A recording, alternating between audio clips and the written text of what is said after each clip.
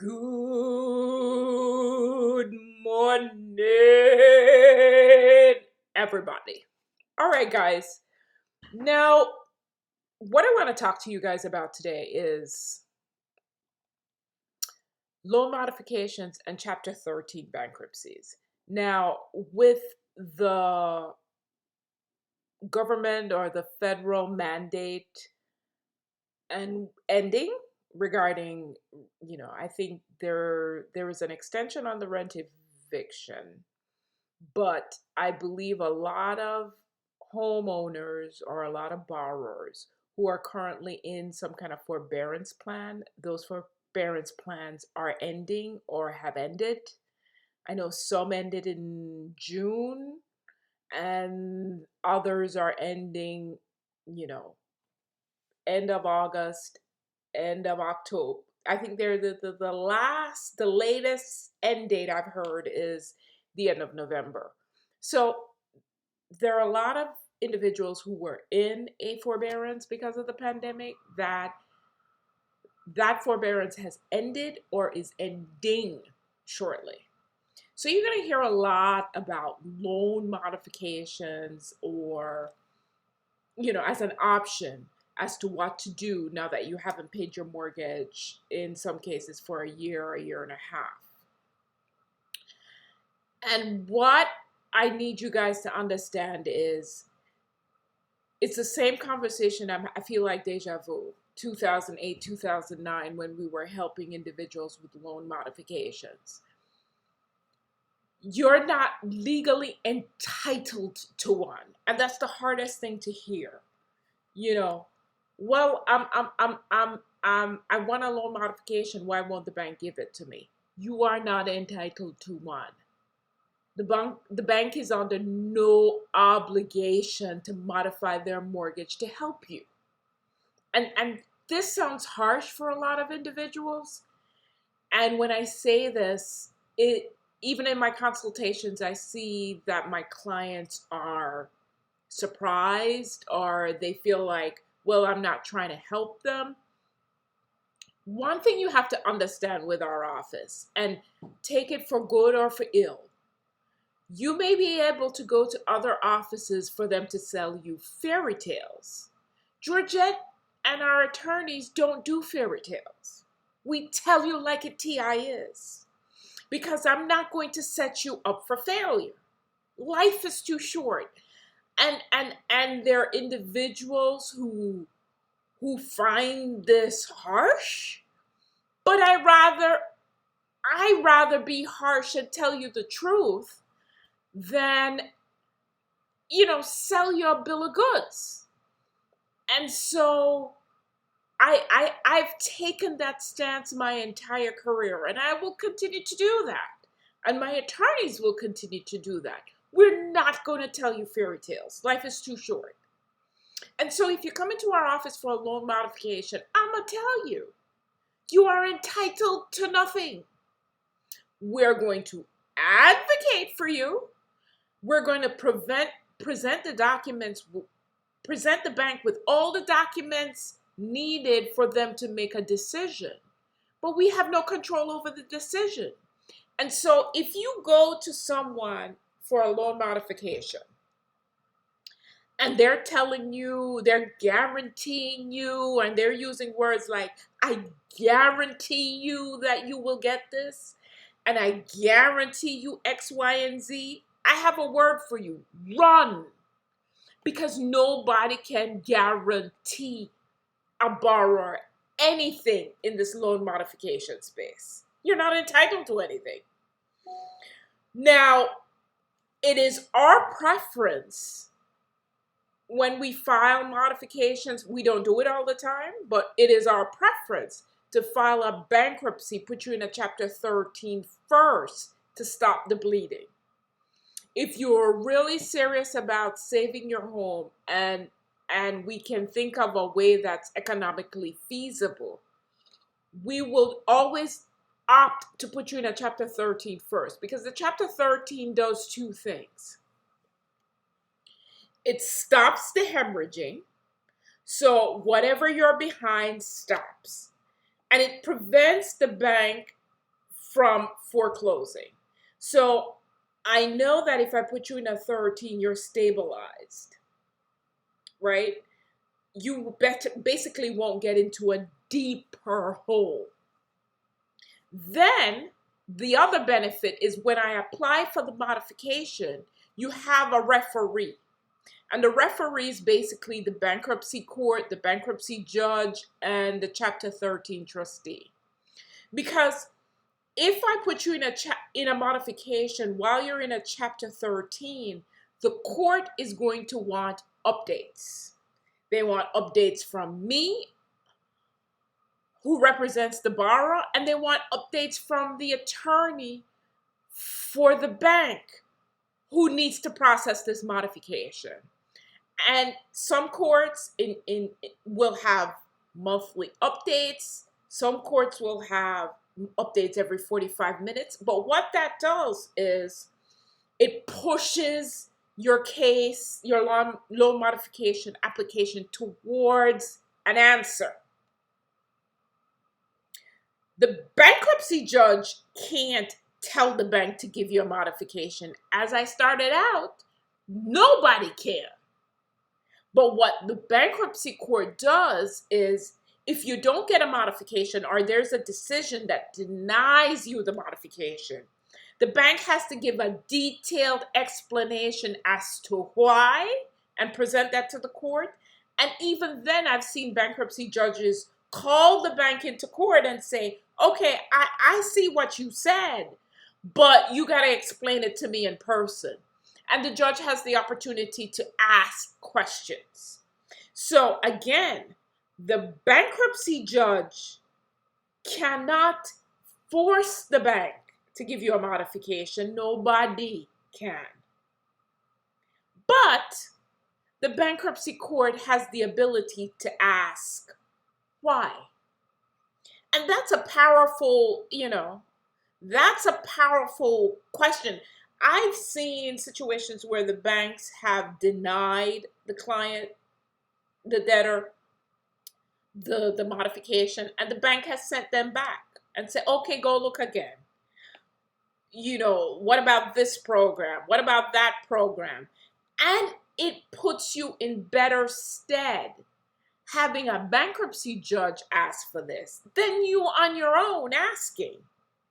The bank can have you, and I've seen this, have you in this loop where you're submitting, resubmitting, submitting, resubmitting, and you never get an answer, or they finally give you an answer, and it's 2 years later, or it's 6 months later, or it's a year later. And so now you started out being in arrears $20,000, $30,000. $30,000. Harsh, but doable. If you file a Chapter 13, you could pay that off over 5 years at about $600 a month. Harsh, but doable. But if you're in this loop for another year, year and a half, that $30,000 could metastasize to $100,000. And now trying to catch up on $100,000 in arrears is almost impossible. And now you're at the mercy of the bank. The only way you keep this home is if you really get this modification. You see the situation I'm trying to avoid? Trust me, I've seen it over and over again, especially at the height of the Great Recession in 2008, 2009. Clients come in, I say, look, I hear you, you're working with the bank for a modification, but stop the bleeding. Stop the bleeding and keep that number in a space where catching up is doable. They say, yeah. And they come back to me a year later and say, well, the bank didn't work with me. I told you. And so now the $30,000 is $100,000. And the only way you're going to keep this home is if they give you a modification. And they're trying to sell your house at sheriff's sale. Guys, if you hear nothing I say, if you hear nothing I've said in the last, 2 how long? 20 years. Hear this. Do not wait. I had a client in my office that lost his home because he waited. He saw me a year and a half ago, and I told him, file a chapter 13. This was on, he owns his home free and clear, but he has issue with real estate taxes. He came into my office a year and a half ago. I said, file a 13 and don't have these people take your home for taxes. Nope, did not do it. Went to court, hired someone else, went to state court. I don't know what they did, but he was back in my office again. March of this year. I told him, file a 13 and save your home. Didn't listen. Came back, I want to say a week and a half ago. My advice was the same. File a 13 and save your home. He went away and came back 2 weeks later. In 2 weeks, they had filed and gotten a judgment for ejection. So now the sheriff's sale has passed, and now they're ejecting him out of his home. And now is the time he is ready to file a 13. Guess what? I had to tell this gentleman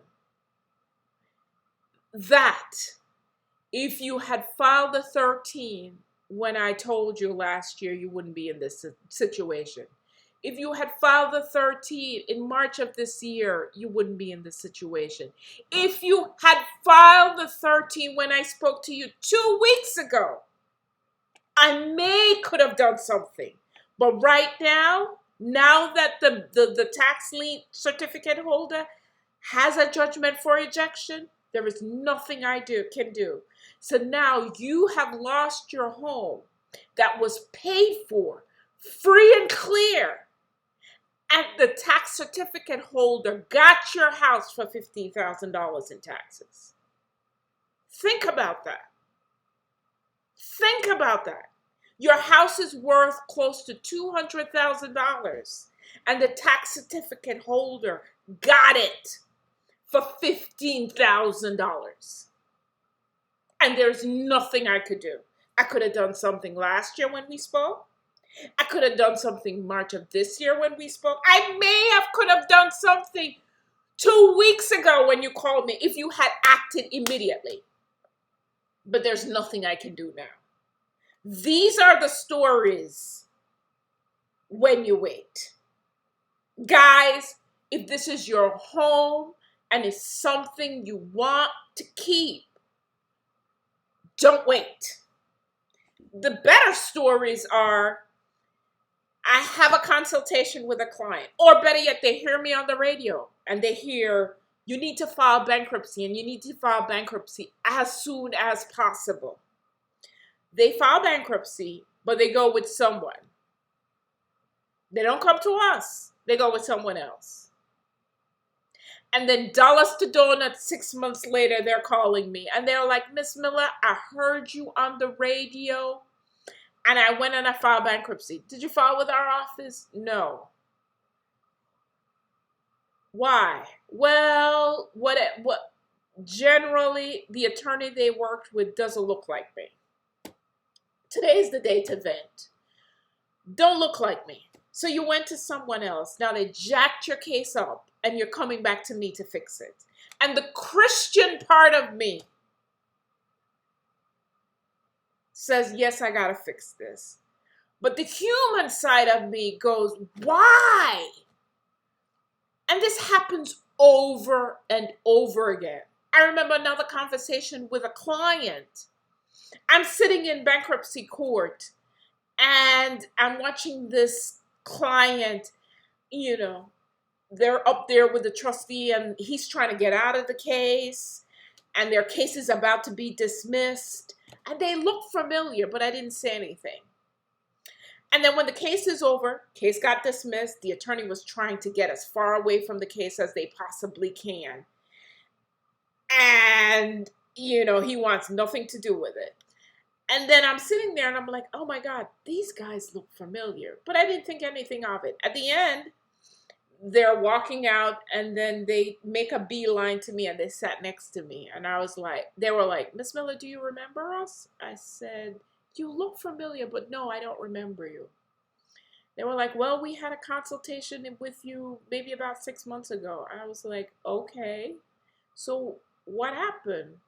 You didn't come with us? They were like, no. I said, so what happened? They said exactly what you said was going to happen happened. I was like, okay. That gives me no solace. Like I said, the Christian in me wants to help. And the Christian in me wants to say, okay, we all do things. Even I do things.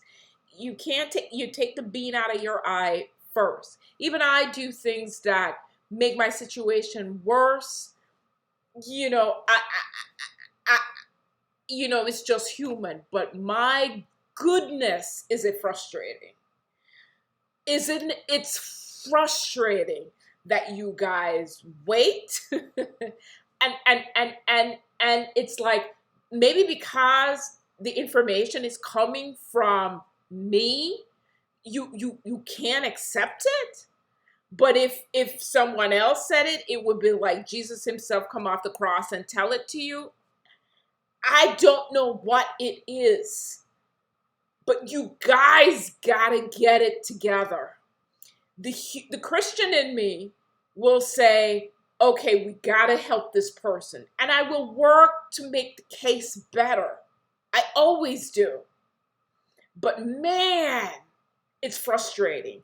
And I'm older now. I am, I don't have the wherewithal to hold it together and not want to scream why, as I did when I was younger. But I still have that question, why? Why do you wait? Why is it when I tell you once, twice, 3 times, it doesn't come through? It reminds me of the story that I hear told, where, there's a flood and rain is coming in and the police department comes in and say, God, I got to get you out. You got to leave. And everybody, the homeowner is like, I'm waiting for God to tell me what to do. Then fire department comes in on a boat because, now water is up to your knees and they're rolling in on a boat. And they're like, come with us. And you're like, no, I'm waiting for God to tell me what to do. Now water is up to your roof and they sent fire department comes with you on a helicopter to take you. And you're like, no. I'm waiting for the word of God. And then you drown. And when you get to heaven, you're like, Lord, I was waiting for you. And the Lord was like, I sent you an ambulance. I sent you a boat. I even sent you a helicopter. What are you talking about? I did try to help you, but still you end up here. Guys, we got to do better. We can't be doing this. Please. I am 12 years older. 13 years older than 2008. I give you the best information I possibly can in the moment. And some of you get upset when I tell it to you like a TI is. You're upset when my attorneys who are trained like me tell you just as it is. We're not going to sell you fairy tales. But we're doing it because at the end of the day, all of us need to go to bed and sleep at night. That's it. And the only thing that can keep us up is our conscience. So I'm not going to sell you a story. I'm going to tell you as it is. What you choose to do with it is completely up to you. But if you don't hear anything, hear this. Do not wait. If you have a home and you're trying to save it, you want to stop the bleeding. Waiting is not going to help you. Waiting is a way for you to lose that house, especially, it's heartbreaking, like the example of the client he's retired, his house is paid off, and now a tax certificate holder owns his home for $15,000. Heartbreaking. And that's all because he waited. If you want to save your home in this upcoming madness that will be, do not wait. If you file a Chapter 13, the bank, all collection activities stop, and it gives you a space to at least figure it out. If you can't keep the home, at least you can set up a plan, say, okay, I'm going to sell the home so that the bank gets paid what they need to be paid, and I walk away with some money. There are all these options when you file for Chapter 13 protection. Do not let these people take your homes. Oh my God. If you hear nothing, do not let these people take your homes. File a 13. Come up with a plan. And if you don't want to work with me, that's fine. We do bankruptcies in New York, New Jersey, Delaware, and Pennsylvania. Go with someone where that is all they do. Do not go to a general practitioner. Go to someone where what I do is consumer bankruptcies and commercial real estate. That's it. If you come to my office for a divorce or a personal injury, I'm going to tell you I'm going to find someone within my law firm to do it for you. But that's not what I do. Go with someone that is the subject matter expert, the SME in that situation. Oh, this is going to be an interesting ride. Guys, I'm 13 years older. As usual, I'm going to do the best that I absolutely can do for you, but work with me. Don't put me in a situation where I'm exhorting resources and we are scrambling to get you, to keep you in that home. Don't wait. But if you want a free consultation with me or one of my attorneys, the number is 866-96-GM-LAW. 866-96-GM-LAW. 866-96-GM-LAW. This is Georgette Miller being brought to you by Margolis Edelstein. As they say in my country, walk good. And I'll talk to you all next week.